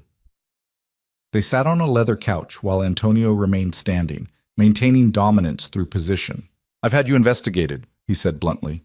"Orphan at 19, struggled to keep a failing flower shop alive. No criminal record, no connections, no family. You're nobody." "That's accurate," Serena agreed, refusing to rise to the bait. "And yet my son throws away a strategic marriage for you, endangers decades of careful diplomacy, creates vulnerability the Russos are already exploiting." He moved closer. "What I'm trying to understand is why. What makes you worth it?" "Nothing," Serena said. "I didn't ask for any of this. Your son made his own choices. Choices have consequences. The Russos are threatening war. They see weakness, opportunity, your existence." He gestured at her visible pregnancy. "Makes everything worse. Then maybe you should have raised your son to be better at following orders." The words were out before Serena could stop them. Nico tensed beside her, but Antonio surprised them both by laughing. "Spirit, good. You'll need it." He finally sat, steepling his fingers. "Here's the situation. The Russos want blood or compensation for the broken alliance. They're not getting blood. Nico is my heir, and I protect what's mine. But they are getting concessions, territory, contracts, money. It's going to cost the family millions to buy peace. I'm sorry. I don't want your apology. I want your cooperation. Antonio leaned forward. The child you're carrying is my grandson, my blood. That makes you family, whether either of us wants it or not. And in this family, we protect our own. But protection comes with expectations.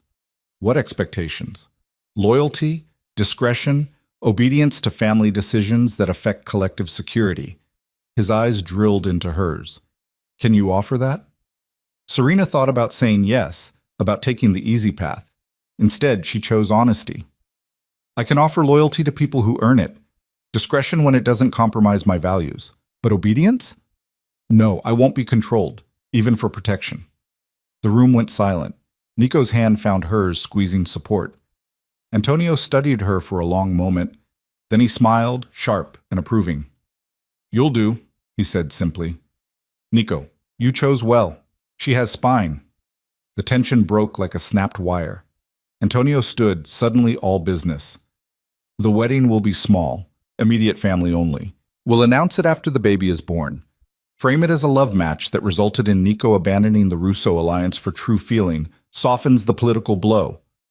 Wedding? Serena's voice came out strangled. Of course. You think I'm letting my grandson be born out of wedlock? Bad for the family image. Antonio was already moving toward his desk. 3 weeks. That gives you time to prepare and me time to finalize the Russo negotiations. Any objections? Several, Serena managed. Save them for someone who cares. Nico, make sure she has whatever she needs. Dress, rings, whatever women require for these things. He waved a hand dismissively. Now get out. I have work to do. They left in stunned silence. In the car back to Manhattan, Serena finally found her voice. Did your father just order us to get married? Appears so. Nico's voice was carefully neutral. And you're okay with this? Honestly? He turned to face her. I was going to ask you anyway. He just accelerated the timeline. You were going to... She couldn't finish the sentence. Propose. Yes, though I imagined something more romantic than my father's study.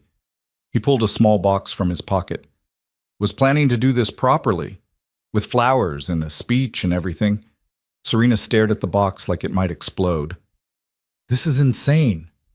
Probably, but we're already living together, having a baby, and apparently about to get married in 3 weeks. Might as well embrace the insanity. He opened the box, revealing a simple platinum band with a single diamond. This was my mother's, the only thing of hers I kept. I'd be honored if you'd wear it. Nico, you can say no. We can tell my father to go to hell and figure out our own timeline. But Serena, I'm going to ask anyway, so you might as well hear it now. He took her hand. Will you marry me? Not because my father demands it, or because we're having a baby, but because somewhere between flower shops and ultrasounds, I fell in love with you. Because I want to build a life with you, raise our son together, and face whatever comes as partners. Will you marry me? Serena looked at the ring, at Nico's hopeful face, at the impossible situation they'd created together. Every logical bone in her body screamed to say no. They barely knew each other. This was too fast, too complicated, too everything. But when she looked into his eyes, she saw the same thing she'd seen that rainy night months ago. Genuine, honest connection. A man who'd chosen her over duty, over dynasty, over the easy path. A man she'd already started to love back. Yes, she heard herself say.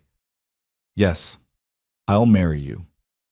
The joy that transformed his face made every terrifying choice worth it. He slid the ring onto her finger, a perfect fit, and kissed her like she was oxygen and he'd been drowning. Thank you, he whispered against her lips, for trusting me, for choosing this. Don't make me regret it. Never. He kissed her again, deeper this time, promise and passion intertwined. I swear on everything, Serena. I'll spend my life making sure you never regret choosing me. 3 weeks later, in a small ceremony at the brownstone with Antonio and a handful of witnesses, Serena Blackwell became Serena Valente. She wore a simple white dress, carried white roses, and promised forever to a man she'd met in a thunderstorm.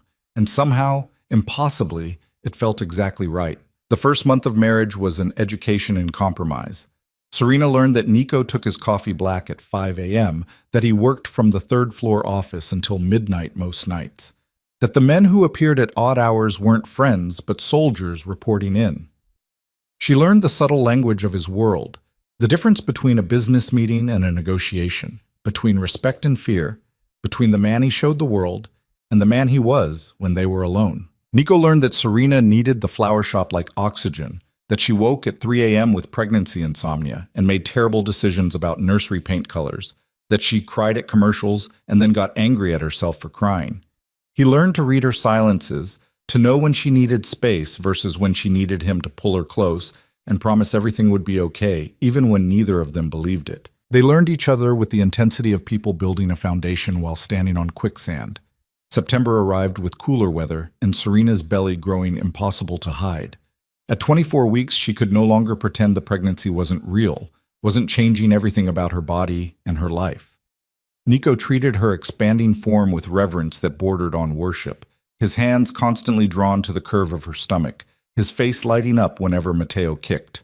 "He's strong," Nico said one evening, palm pressed against a particularly vigorous movement. "Going to be a fighter. Or a soccer player. Can you ask him to stop using my ribs as a goal?" "Matteo, your mother requests you redirect your athletic ambitions." Nico spoke directly to her belly, and Serena laughed despite the discomfort. "There. I've lodged a formal complaint on your behalf." "I don't think he's listening." "Clearly gets his stubborn streak from you." "Excuse me? You're the one who blew up a peace treaty rather than have a conversation like a normal person." "Fair point." He kissed her stomach, then moved up to capture her lips. "We're both disasters. Poor Matteo doesn't stand a chance." These moments of lightness were islands in increasingly turbulent waters.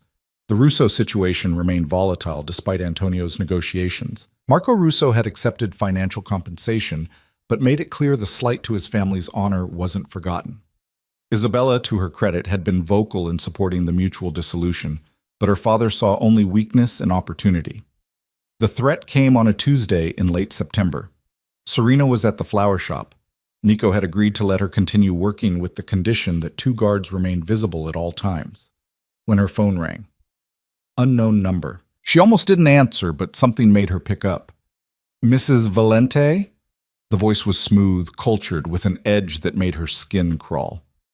"We haven't been formally introduced. Marco Russo." Her blood went cold. "What do you want?" "Just to talk. To understand what exactly my daughter found so lacking that your husband chose you instead. If you have something to say it to Nico." "But you're so much more interesting." She could hear the smile in his voice. "Tell me, does Nico know you're still working? Still exposing yourself and his heir to unnecessary risk? Seems careless for such a supposedly devoted husband." "This conversation is over." "Wait." The command was sharp. "One more thing. When you see Nico tonight, tell him that accidents happen. Flower shops catch fire. Pregnant women trip on stairs. It would be terrible if something unfortunate occurred because he's not holding up his end of our agreement." The line went dead. Serena's hands shook so badly she dropped the phone. One of the guards was at her side immediately. "Mrs. Valente, what happened?" "Call Nico. Now." He arrived within minutes, fury and fear warring in his expression as she recounted the call. By the time she finished, his jaw was so tight she worried his teeth would crack. "Pack up. You're done for the day." "Nico. Not negotiable. Marco Russo just threatened you directly. That changes everything." They drove back to the brownstone in tense silence.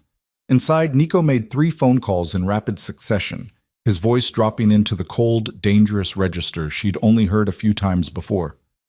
When he finally hung up, he looked 10 years older. "What's happening?" Serena asked. "My father is calling an emergency meeting. The Russos violated the terms of the agreement by making direct threats against you. That's grounds to void the entire deal." "Which means what?" "War, probably." He sank onto the couch, head in his hands. "Unless we can find another solution." Serena sat beside him, one hand on her belly where Matteo was kicking his usual evening routine. "What kind of solution?" "I don't know yet, but I'm not letting them use fear to control us. You're my wife. You're carrying my son. That makes you untouchable in my world. Marco needs to understand that. The meeting happened that night at Antonio's estate. Nico didn't want Serena there, but she insisted. This threat was against her. She deserved to be part of the response. The conference room was full of men she didn't know, all of them radiating the controlled violence that seemed to be a prerequisite for Nico's world. Antonio sat at the head of the table, and for the first time, Serena saw where Nico learned his command presence. The situation is simple, Antonio began without preamble. Marco Russo called my daughter-in-law and made threats against her life and the life of my grandson. This is unacceptable. The question is how we respond. We go to war, one of the men said immediately. Show them we don't tolerate threats. War costs money and lives, another countered. We just paid millions to avoid this exact situation. Then maybe we take out Marco specifically. Send a message that threatening family has consequences. Serena listened to them discuss murder and warfare like they were debating restaurant choices, her stomach churning. This was Nico's world. These were the choices he'd been raised to make. There's another option, Nico said quietly, and every head turned toward him. We make the threat irrelevant. Explain, Antonio commanded. Marco threatened Serena because she's vulnerable, a civilian with no protection beyond what I provide. But what if she wasn't a civilian anymore? He looked at his father. What if she was formally recognized as family, inducted into the structure with all the protections that entails? Silence fell like a hammer. You want to make your wife a made member? Someone asked incredulously. That's never been done. Then we'll be the first. Nico's voice was steel. Every family member has sworn protection. An attack on one is an attack on all. If Serena is formally recognized, threatening her becomes the same as threatening Antonio himself. Marco won't dare. Antonio studied his son with an expression Serena couldn't read. You understand what you're asking? Bringing her fully into this world? There's no going back from that. I understand. And you? Antonio turned to Serena. Do you understand? Being family in this world means obligations, not just protections. It means loyalty to the organization above all else. It means accepting that your husband's work sometimes requires moral flexibility. It means raising your son to understand this legacy. Serena's mouth was dry. Every instinct screamed to run, to refuse, to grab Matteo and disappear into the kind of normal life she'd once imagined. But she looked at Nico, at the man who'd chosen her over dynasty, who'd stood between her and every threat, who'd built them a home and a future despite impossible odds. I understand, she said clearly, and I accept. The ceremony happened 3 days later in the same conference room. It was nothing like Serena imagined. No robes or chanting, just a room full of dangerous men and words that bound her to a life she'd never wanted. She swore oaths she didn't fully understand, signed documents that probably weren't legal, and accepted a ring that marked her as protected property of the Valente organization. When it was done, Antonio kissed both her cheeks in the traditional gesture of family. Welcome, he said simply. You're one of us now. Nico took her home in silence. In their bedroom, he finally spoke. I'm sorry. I never wanted this for you. I know. You could have said no, run. I would have found another way to protect you.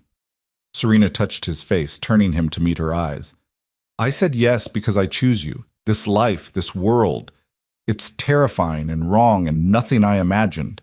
But you're in it. Matteo will be in it.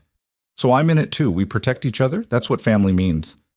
He kissed her with desperation and gratitude, and she kissed him back with acceptance and love and the stubborn determination that had kept her alive through every impossible situation life had thrown at her. The threat from Marco Russo evaporated overnight. Word of Serena's induction spread through the underground network with the speed of wildfire. She was no longer a civilian, no longer vulnerable. She was Valente family, protected by the same ruthless force that kept Antonio in power. It should have felt like victory. Instead, it felt like surrender. October brought crisp air in Serena's third trimester. She closed the flower shop reluctantly. Nico convinced her the physical demands were too much at 7 months pregnant. Instead, she focused on the nursery, on preparing for Matteo's arrival, on learning to be part of a family that conducted business through violence and fear. She attended family dinners where they discussed territory disputes over pasta. Sat through meetings where men reported on collections and enforcement actions.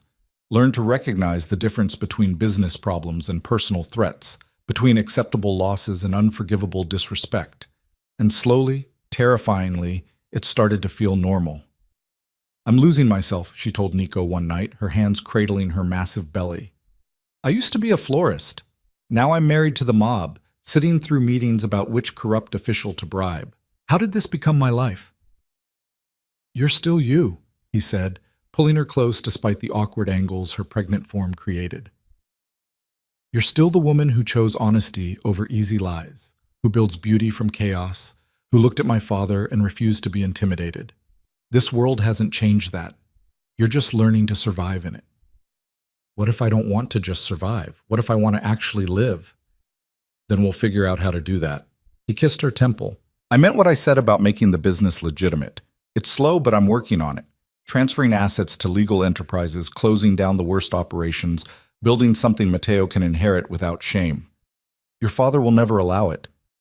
My father is 68 and tired. He talks big, but he's ready to step back. Give me 5 years, and the Valente name will mean real estate and shipping, not extortion and violence.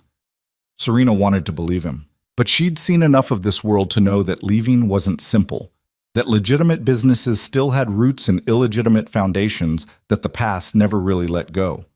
November arrived with Thanksgiving preparations, and a baby who seemed determined to break her ribs from the inside. At 32 weeks, Serena was huge, uncomfortable, and thoroughly done with pregnancy. She waddled more than walked, slept in 20-minute increments, and cried at absolutely everything. Nico handled it with patience that bordered on saintly, rubbing her feet without complaint, making 3 a.m. food runs for bizarre cravings, and never once suggesting she was being unreasonable when she yelled at him for breathing too loudly. You're going to be such a good father, she said one evening, watching him assemble the crib with focused determination. How do you know? Because you're good to me, patient, kind. You see what I need before I ask for it. That's what Matteo will need too. He set down the screwdriver and came to where she sat in the rocking chair they'd bought last week. Kneeling beside her, he placed both hands on her belly. I'm terrified, he admitted. What if I'm not enough? What if I make the same mistakes my father made? You won't.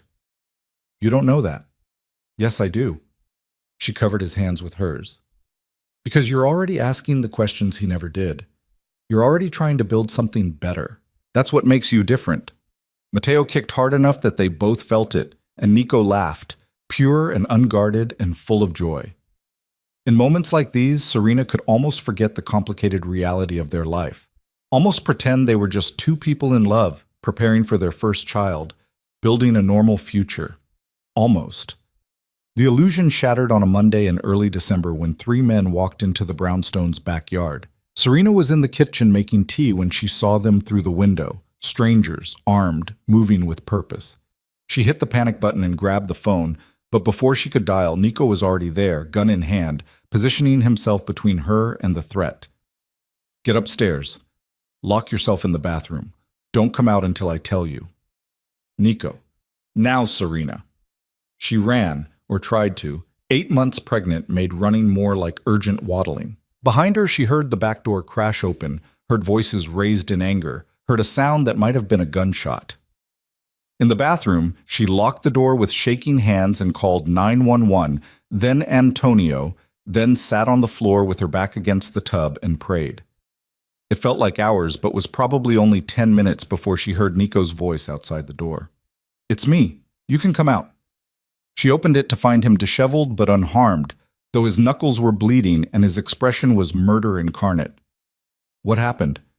Russo soldiers, low-level idiots Marco sent to scare you. They're gone. Gone where? You don't want to know. He pulled her close and she felt him shaking. I'm sorry. I'm so sorry. I thought after the induction they'd leave you alone. I was wrong. This was a message to you, not me. Same thing. They came into our home, Serena, while you were here alone. If I hadn't been in the office, if I'd been 5 minutes later, his voice cracked. I can't do this anymore. Can't live with the constant threat. Something has to change. What are you saying? He pulled back, hands framing her face. I'm saying it's time to end this. Really end it. not through negotiation or money or careful diplomacy. Through force, through making it absolutely clear that touching you means death. That's war. Yes, but a short one. Surgical. We take out the people making decisions to threaten you, and the rest will fall in line. People will die. People are already dying.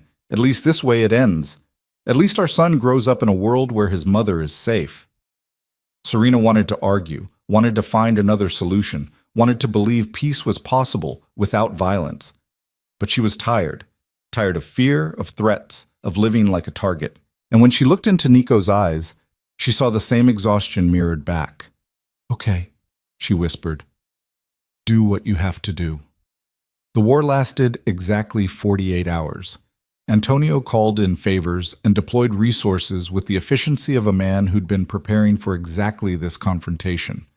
The Russo soldiers who'd entered the brownstone disappeared. Two of Marco's key lieutenants had fatal accidents, and Marco Russo himself received a visit from Antonio and Nico that ended with him agreeing to immediate and permanent cessation of all hostilities. Serena didn't ask for details. She didn't want to know how many people died to buy her safety, how many families lost fathers and sons so she could sleep without fear. She just accepted the silence that followed, the absence of threats, the visible relaxation in Nico's shoulders, the knowledge that they'd crossed a line there was no uncrossing. "It's over," Nico told her on the third night, climbing into bed beside her exhausted form. "Really over. Marco signed a binding agreement. Any further action against our family voids his protection and opens him to retaliation. He won't risk it." "What did you do to him?" "Nothing. My father did the talking. Sometimes age and reputation are more effective than violence." "I don't believe you." "Smart woman." He pulled her close, careful of her belly. "But you don't need to carry this. Let me carry it for both of us." "That's not fair to you." "Life's not fair, but I can handle it. I've been trained for this since I was a child. You haven't, so let me protect you from the worst of it." Serena wanted to argue, wanted to demand full transparency, but she was so tired and he was warm, and Matteo was doing gymnastics inside her, and sometimes survival meant accepting imperfect solutions. "I love you," she said instead. She felt him go still. They'd been married for months, lived together, were about to have a baby, but somehow they'd never said those 3 words. "Say it again, sir," he whispered. "I love you. I don't know when it happened or how, but I do. I love you, Nico Valente. Completely. Terrifyingly. Forever." He kissed her with something that felt like reverence, like gratitude, like a man who'd been wandering in darkness and finally found light. "I love you too," he said against her lips. "Have since the moment you looked at me in that flower shop and saw just a man instead of a name. Have loved you through every impossible moment since. Will love you until I stop breathing." They held each other in the darkness, 2 people who'd found each other by accident and chosen each other despite everything. Outside, the city hummed with life and violence and endless possibility. Inside, for the first time, Serena felt safe. 2 weeks later, at 36 weeks pregnant, Serena went into labor. It started with back pain she ignored, progressed to contractions she tried to breathe through, and culminated in her water breaking while she was arranging flowers in the brownstone's kitchen. A small concession Nico had made to let her maintain some connection to her old life. "Nico," she called, and he appeared instantly, took one look at the puddle on the floor, and went into crisis mode. The drive to the hospital was a blur of contractions, and Nico's steady voice telling her to breathe, that she was doing great, that Matteo would be here soon. They'd pre-registered, had a room waiting, and within an hour Serena was in a hospital bed with monitors beeping and contractions coming faster. Nico never left her side. He held her hand through every contraction, wiped her face with cool cloths, spoke encouragement when she was certain she couldn't continue. 14 hours of labor that felt like 14 years. And then finally, blessedly, the doctor was saying push, and she was pushing, and Nico was crying, and a baby's cry filled the room. "It's a boy," the doctor announced unnecessarily. "Congratulations." They placed Matteo on Serena's chest, tiny and perfect, and screaming his displeasure at the world. She looked down at her son, their son, and felt everything shift into sharp focus.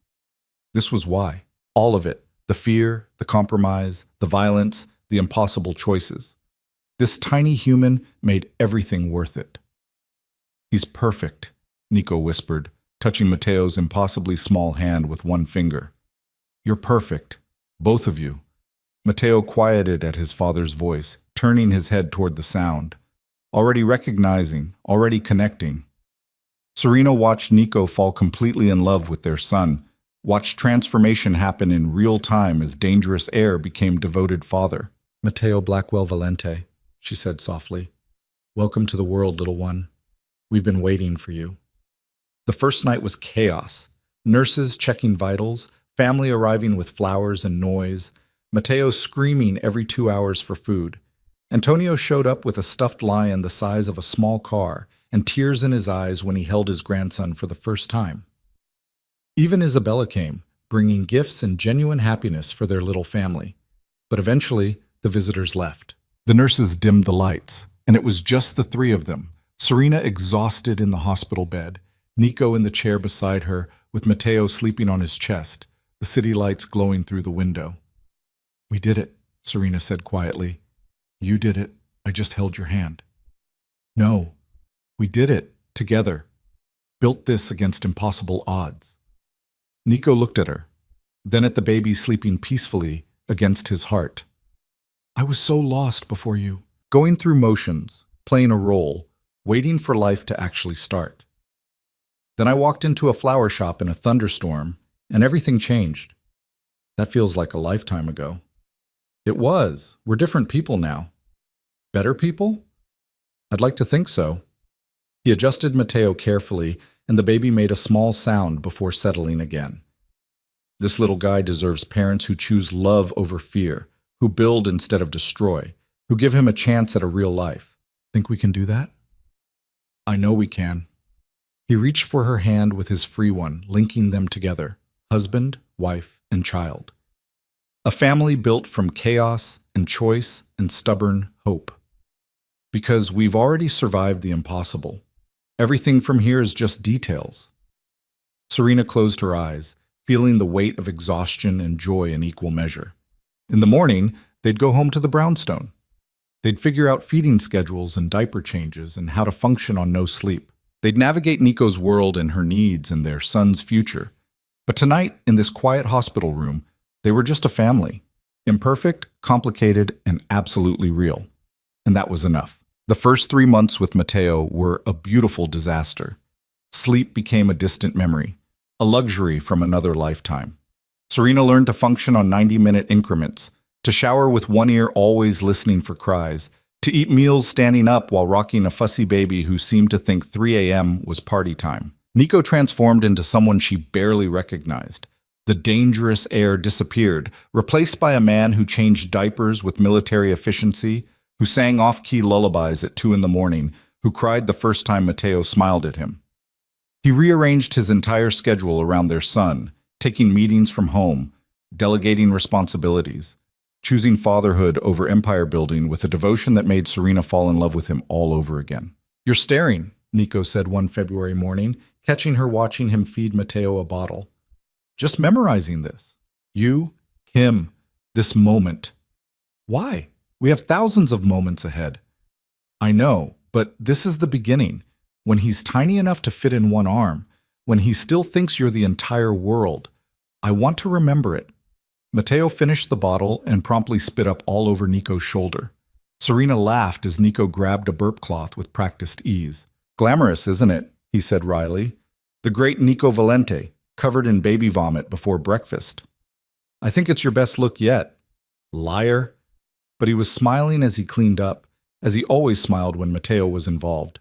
Their son had that effect, turning the hardest man Serena knew into absolute putty. The tentative peace with the Russos held through winter. Marco kept his distance, focused on his own territory, and the promised truce became actual stability. Antonio, true to his word, had begun the slow process of legitimizing the family businesses. Contracts went to legal firms instead of being enforced through violence. Disputes got settled in boardrooms instead of back alleys. It was incremental, frustratingly slow, but it was real change. My father asked me to take over the shipping division, Nico mentioned one evening in March, while Mateo slept between them on the bed, tiny fists curled against his chest. Full control. Legal operations only. What did you say? That I'd think about it. It's what I've been pushing for. Legitimate business, real authority, a chance to build something clean. But it means more responsibility, longer hours, time away from you and Matteo. Serena touched their son's soft hair, marveling at how 3 months had passed in a blink. What do you want to do? I want both. Want to build the future we talked about and be present for every moment with him. Can't have it all, though. Something has to give. Not him. The words came out fierce. You don't get to miss his childhood because of business, legal or otherwise. I know. That's why I'm hesitating. Nico's hand covered hers on Matteo's head. My father missed everything. Every school play, every birthday, every moment that mattered. He was building an empire while I was growing up alone. I won't do that to Matteo. Then don't. Tell your father you'll take the shipping division, but with conditions. Reasonable hours, family time, boundaries. Antonio Valente doesn't do boundaries. Then maybe it's time he learned. Serena shifted to look at Nico directly. You're not him. You're building something different. That means making different choices. He was quiet for a long moment, studying their son's sleeping face. You make it sound simple. It is simple. It's just not easy. Nico took the shipping division with conditions that shocked everyone. No meetings before 8 a.m. or after 6 p.m., Sundays completely off, and full delegation authority to trusted lieutenants. Antonio argued, predicted failure, warned that showing weakness would invite challenges. But Nico held firm. And surprisingly, the sky didn't fall. The shipping operation thrived under his management. Contracts multiplied. Profits soared. And Nico made it home for dinner every night, made it to Matteo's pediatrician appointments, made it to the small moments that built a life. You're doing it, Serena said one April evening, watching him give Matteo a bath with intense concentration. Building something real. We're doing it, he corrected. This doesn't work without you. You keep me grounded. Keep me focused on what actually matters. Right now, what matters is that you're about to lose the baby soap in the drain. He caught it just in time, and Matteo giggled, an actual, genuine belly laugh that made them both freeze. Did he just... He laughed! Serena grabbed her phone. Do it again. Make him laugh again. Nico made a ridiculous face, and Matteo laughed harder, splashing water everywhere. They spent the next 20 minutes getting soaked, trying to capture that sound, that joy, that proof that their son was growing and changing and becoming his own little person. Later, after Matteo was asleep and they'd changed into dry clothes, Nico pulled Serena close on the couch. I have something to tell you about the flower shop. Her heart jumped. What about it? The lease is coming up for renewal. The landlord wants to sell the building. He offered it to me first. You want to buy my shop? I want to buy you your shop. Put it in your name. Give you the security of owning it outright. He pulled out papers from the side table. I already had the inspections done, got it appraised. It's a solid investment. Serena stared at the documents, emotions warring inside her. This is too much. It's not enough. You gave up so much to be with me. Your independence, your safety, your simple life. The least I can do is give you back the one thing that's always been yours. I didn't give anything up. I chose you, chose this life. Then let me choose this for you. Please. He pressed the papers into her hands. I know you've been thinking about reopening, about going back to work once Matteo's a bit older. This way, you have that option, on your terms. She looked at the deed, at her name printed in official letters. Serena Blackwell Valente, owner of Wildflower and Thorn. A piece of her old life secured for her future. Thank you, she whispered. This means everything. You mean everything. They made love that night with the tenderness of people who'd survived impossible odds and come out stronger. In the darkness, Serena traced the scar on Nico's jaw, the one that had been there that first rainy night, and marveled at how far they'd come from strangers buying roses to parents building a life. Summer arrived with Matteo's first tooth and Serena's decision to reopen the shop part-time. She hired an assistant, a young woman named Maya, who had her same passion for flowers and none of her complicated history, and started taking orders again. Just a few days a week, just a few hours at a time, but enough to remember who she'd been before Valente became her last name. Nico supported her completely, rearranged his schedule to be home with Matteo on her workdays, and showed up at closing time just like he had in those early months when everything was uncertain. Some things don't change, she said, watching him sweep the floor while she counted the register. Why mess with perfection? You think this is perfect? You sweeping my flower shop while our son drools on your expensive shirt at home? Absolutely perfect. He set down the broom and pulled her close. This is exactly where I want to be, with you, building our life, one day at a time. You've gotten sentimental in your old age. Fatherhood will do that to a man. He kissed her softly. That and loving you. The words still made her heart skip. She didn't think she'd ever get used to hearing them, to knowing this powerful, dangerous man had chosen her above all else. September brought Matteo's first birthday, and a celebration that was somehow both intimate and overwhelming. Antonio arrived with enough gifts to stock a toy store.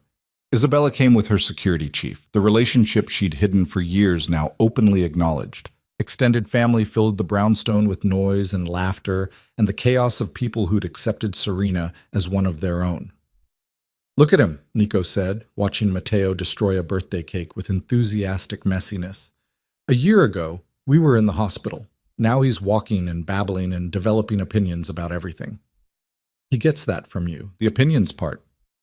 Absolutely not. He gets his stubborn streak from you, his charm from you, his laugh from you, his eyes from you. They could have kept going, attributing every perfect piece of their son to each other. Instead, Serena leaned her head on Nico's shoulder and watched their baby boy, covered in frosting, surrounded by family, laughing with pure joy. We did good, she said softly. We did great.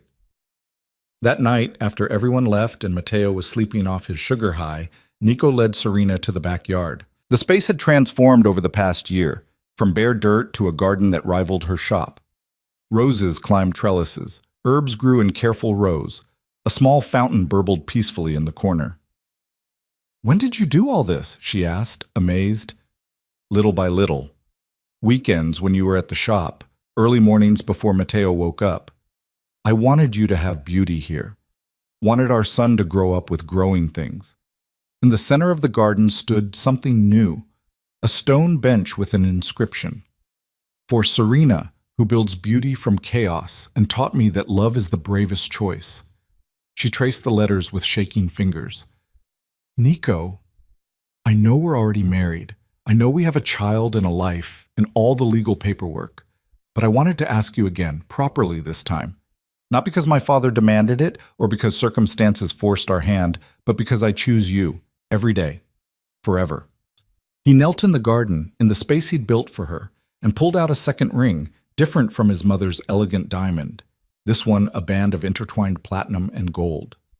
Serena Blackwell Valente, will you marry me again? Will you renew our vows and let me promise you forever with full intention this time? Will you build this life with me, raise our son together, and face whatever comes knowing we choose each other above everything? Tears streamed down her face. We're already married. I know, but I want you to say yes when there's no pressure, no threats, no fear, just us and this garden and the truth that I love you more than anything in this world. Yes, she whispered, 1,000 times yes. He slid the new ring onto her finger next to his mother's diamond and kissed her like it was the first time and the last time and every time in between. They renewed their vows on a crisp October morning in the same garden where he'd proposed. Just immediate family this time, Antonio and Isabella, and a handful of people who mattered. Matteo toddled between them in a tiny suit, holding a pillow with rings he'd inevitably try to eat. The priest spoke words about love and choice and commitment, and this time when Serena promised forever, she meant it with every cell in her body. I love you, Nico said when the priest pronounced them married again, for everything you are and everything you've made me become. I love you, Serena replied, for showing up in a thunderstorm and choosing to stay. They kissed while Matteo giggled and clapped and their small gathered family celebrated the choice to choose each other again. It wasn't the dramatic cathedral wedding from before. It was better, honest and real and full of love that had been tested and proven. The years that followed were full of small miracles and everyday joys. Matteo grew into a bright, curious toddler who asked constant questions and had his father's intensity and his mother's kindness. The flower shop thrived, becoming known throughout the city for arrangements that spoke what words couldn't. The shipping business expanded into real estate, into investments, into ventures that were completely, proudly legitimate. Antonio stepped back gradually, letting Nico take more control, and seemed genuinely happy watching his grandson grow up with the childhood he'd never given his own son. The old man softened around the edges, spending Sundays at the brownstone teaching Matteo Italian and telling stories that were probably too violent for a toddler but captivated him completely. When Serena got pregnant again, a surprise but a welcome one, Nico cried with the same wonder he'd shown with Matteo. Twin girls arrived the following spring, tiny and perfect and doubling the chaos overnight. 3 children, Serena said in exhausted amazement, staring at Sofia and Elena sleeping in their bassinets while Matteo napped between her and Nico on the bed. We have 3 children. We're officially outnumbered. This was your genetics. Boys don't run in my family. Are you blaming me for our beautiful daughters? Absolutely. But she was smiling, even through the exhaustion, even through the overwhelming reality of 3 children under 3. Nico pulled her close, careful not to wake their sleeping son. Remember when you thought this was impossible? When you tried to tear up that first ultrasound and hide from all of this? I remember being terrified. And now? Now I'm terrified in a completely different way, but also happier than I ever imagined possible. Good terrified or bad terrified? The best kind. The kind that means I have so much to lose, which means I have so much to love. He kissed her temple. I'm going to spend the rest of my life making sure you never regret choosing this chaos.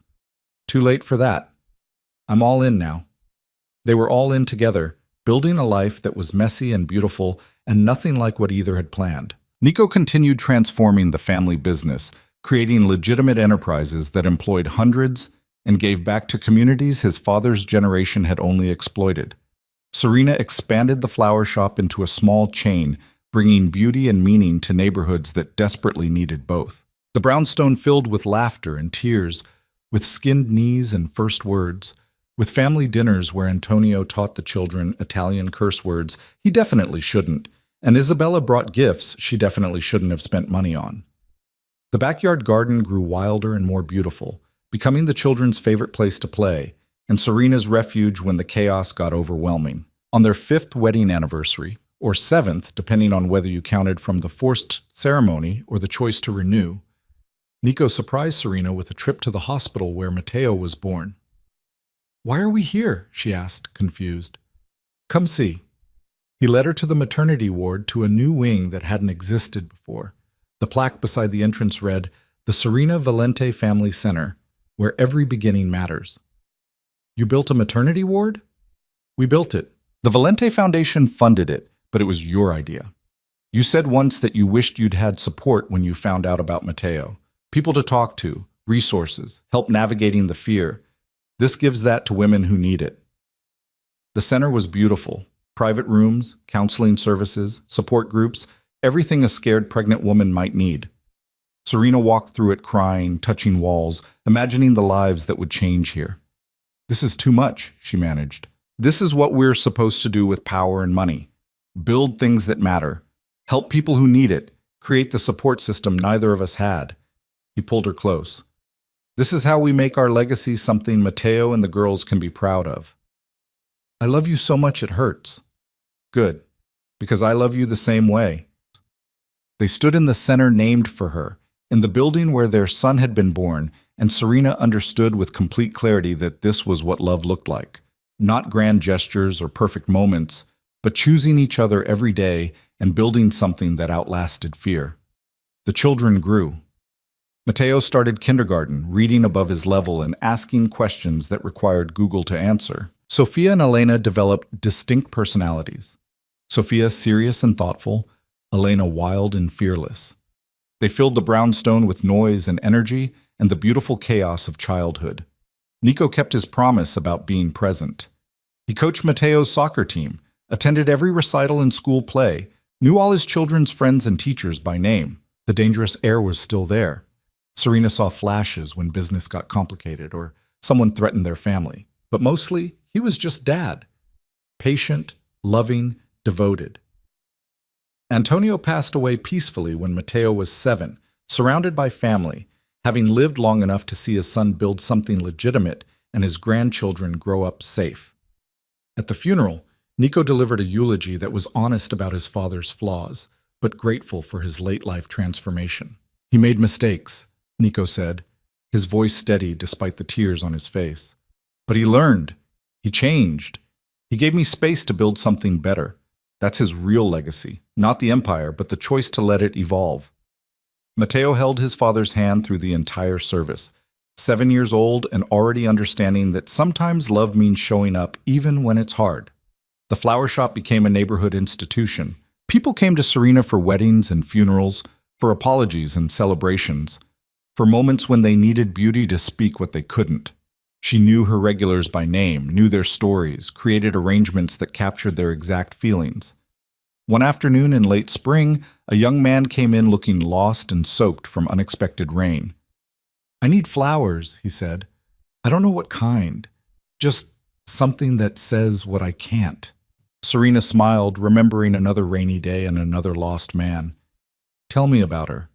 As she listened and created, as she built beauty from his broken words, she thought about the path that had brought her here. The ultrasound she'd torn to pieces, the wedding that wasn't, the threats and fear and impossible choices, and the love that had survived all of it. That evening, she closed the shop and walked home through streets that had become familiar and safe. The brownstone glowed with light, Nico visible through the window, helping Sofia with homework, while Elena and Mateo built something elaborate with blocks. Her family, her home, her impossible, beautiful life. She paused on the steps, taking a moment to appreciate it all, to remember how far they'd come from that first thunderstorm. Then she opened the door and walked into chaos, children shouting her name, Nico looking up with that smile that still made her heart skip, dinner burning slightly in the oven. "Welcome home," Nico said, kissing her while juggling a daughter on his hip. "Good to be home." And it was. After everything, the fear and the violence and the uncertain beginning, she was home. Not just in a building, but in this life they'd built together. In the family they'd created from accidental connection and stubborn hope. In the love that had transformed them both.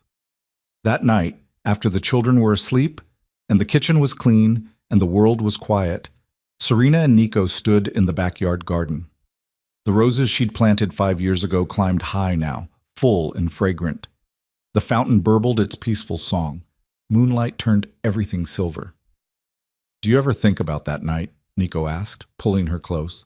"The thunderstorm? The roses?" "All the time." "Any regrets?" "Not a single one." She turned in his arms to face him directly. "You asked me once if I believed in moments that change everything. I said no. Said life was just small decisions adding up. I remember. I was wrong. That moment changed everything. You changed everything." She touched his face, tracing the familiar lines she knew by heart. "You walked into my shop asking for roses, and you gave me the world. You gave me a reason to want the world. Before you, I was just going through motions. You made me want to be better, do better, build something real." "We built something real." "We did." He kissed her softly. "And we're going to keep building it, every day, for the rest of our lives." Above them, stars wheeled across the sky. Inside, their children slept safely. Around them, the garden bloomed with life and promise. And in that moment, standing in the space they'd created together, Serena understood that love wasn't about perfect beginnings or fairy tale endings. It was about showing up every single day. Through thunderstorms and threats, through fear and joy, through every impossible moment. It was about choosing each other, again and again, until the choice became as natural as breathing. Nico still brought her red roses. Not every night, but often enough. Sometimes he'd arrive at closing time with a single stem, and that almost smile that had captured her heart from the beginning. And every time, without fail, he'd say the same words he'd said that very first night. "For tonight." Only now, there was no mystery, no secrets, no fear. Just a man who loved her completely. A family they'd built against impossible odds.